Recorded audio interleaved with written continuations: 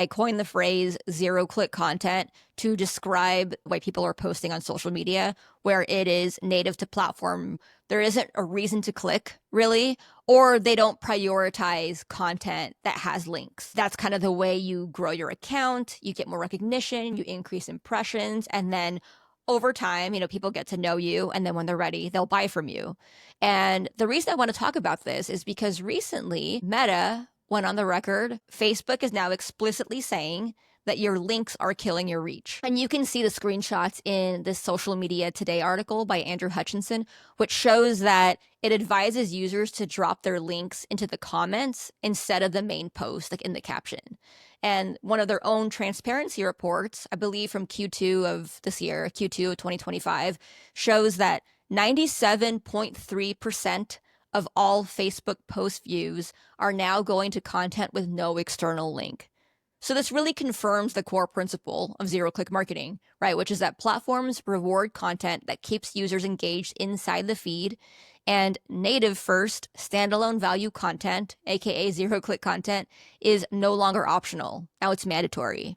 And we are just seeing that increasingly, marketing is getting pushed to the point that we all need to optimize to get seen, right? We need to optimize for impressions, optimize for people to see us in some way, optimize for even just mentions, not even links to us, hoping that people talk about us, mention us in hopes that all these signals that are created online will eventually increase your visibility and hopefully conversion. One thing I also want to say is I do wonder if and when we will see other platforms confirming any of this similarly, right? Because I mean, does it matter?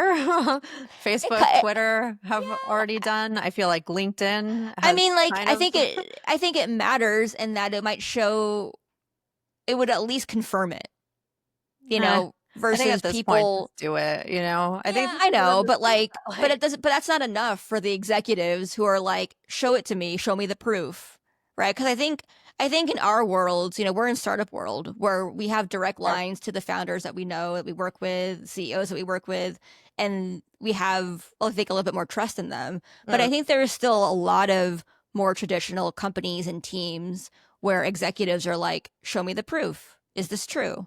Well, let's just do it my way for a while. Fine, we can test it your way. And I think the more that we can make noise around this, right? And the more that marketers are able to see this stuff, then the more that they can get that buy-in to create content or to work on marketing campaigns that are optimized for some kind of standalone value or impressions that will ultimately reach people.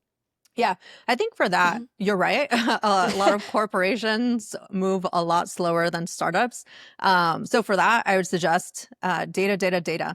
You might not be able to get, LinkedIn to come out and explicitly say that this is what they're doing. But what you can do is approach your executive team and say, look, Twitter and Facebook have already confirmed this. If you want to test it out on LinkedIn or, TikTok, what you do is say like, I want to test this out for like a week. Let me show you what it says, and tell them like, this is the experiment I want to set up. These are this is my hypothesis, and this is the results that I plan on seeing. And then we can go from there, and then do the test, and then come to your executives and tell them that. A lot of the times that I had problems convincing my executives of something is that I wasn't coming to them with the experiment that I wanted to run. I used to work for Ernst & Young. So all these, bigger organizations that aren't as used to having to respond to something as quickly as startups want to kind of set up those experiments so that they know what is happening and what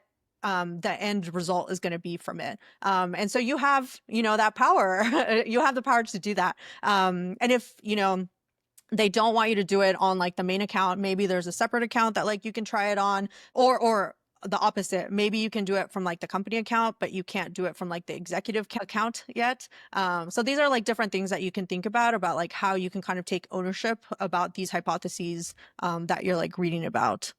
Yeah. And I think, and I would also just add to that, keep testing things in even really small ways, Like, it doesn't have to be these large scale tests. They Mhm, can just be like small tweaks that you make in the day-to-day social decisions that you make. mhm.